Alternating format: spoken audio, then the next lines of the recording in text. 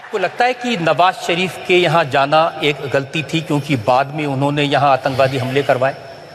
जब वो शपथ समारोह में आए थे तो जो मैंने आपको रशिया की बात बताई थी, उसी दिन मैं अफगानिस्तान दूसरे दिन गया था।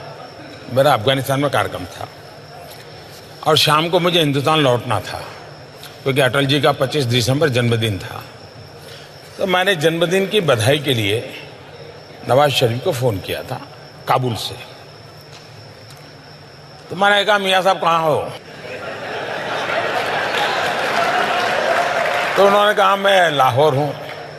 मैंने कहा, यार कमाल हो, तुम रावलपिंडी रहते नहीं हो, लाहौर रहते हो। तो उन्होंने कहा कि मेरी भांजी की शादी है, इसलिए मैं लाहौर आया हूँ और परिवार के सब लोग यहाँ पर हैं। तो ऐसे पूछा, आप कहाँ? मैं कहा, मैं काबुल हूँ और हिंदुस्तान जा रहा हूँ। तो बोले, आप यहाँ होकर के जाइए। मैंने कहा, भाई अब अचानक तो कैसे बनाऊँगा? नहीं, बोले आप जाते ही बोले हम 10 मिनट के लिए मिल लेंगे, आप आइए। मैंने हमारे विदेश मंत्री सुषमा जी को फ़ोन किया काबुल से। मैंने उनसे कहा कि भाई मैं तो धर्म संकट में फंसा हूँ। मैंने इनको बधाई के लिए फ़ोन किया और उनका बड़ा आग्रह है और मेरा मन करता है कि जाएं तो अच्छा रहेगा। आपका क्या मत है?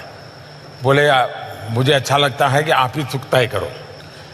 बाद में मैंने हमारे NSA को, SPG को, सबको बुलाया तो सब परेशान थे कि साहब हमारे पास न वीज़ा है, न सिक्योरिटी अरेंजमेंट है, न वहाँ कोई अता पता है, सीधे जाके लैंड कर। मैंने कहा, चलो यार देखा जाएगा।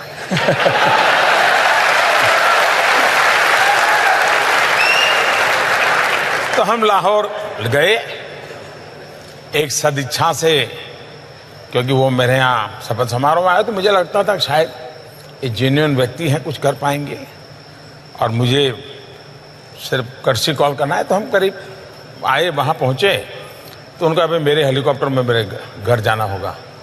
नॉर्मली एक देश का मुखिया दूसरे देश में किसी दूसरे के जहाज में नहीं बैठता है, सोचता है 50 बार। मैंने कहा, चलो यार। तो हम उनके हेलीकॉप्टर में बैठ गए। तो उनके हेलीकॉप्टर में हम गए, उनके परिवारजनों से मिले, चाय वगैरह पिया, गुड़ी गुड़ी बातें हुई। बाकी तो कोई सीरियस नहीं, काफ़ी लोग थे हम लोग। लेकिन पूरे पाकिस्तान में एक मैसेज गया कि भारत सचमुच में पाकिस्तान का बुरा नहीं चाहता है। और ये सबसे बड़ी सफलता थी मेरी 1 घंटे की इस विजिट की।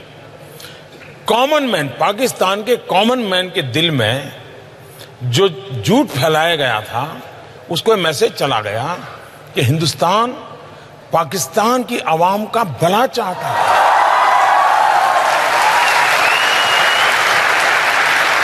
हम वापस आए, लेकिन एक ही हफ्ते में पठानकोट हो गया। अब ये जो लोग एनालिसिस करते हैं उनको एनालिसिस करना चाहिए।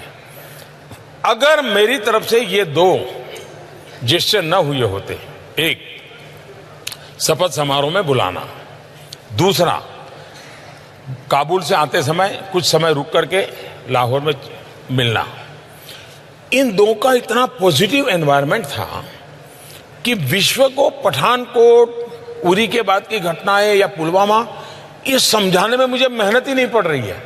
लोग की दुनिया मान गई कि मोदी सच है। देखिए, उसने कोशिश की थी, ये गड़बड़ पाकिस्तान की है। तो ये 2 घटनाएं ने हिंदुस्तान को आने वाले कई वर्षों तक लाभ होने वाला है।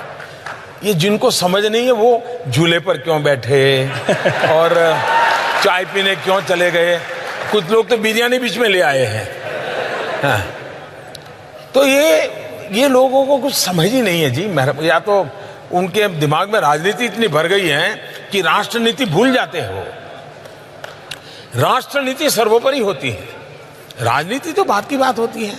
लेकिन देश का दुर्भाग्य है कि अब, और मेरे नसीब में ऐसा विपक्ष मिला है, मैं क्या करूं।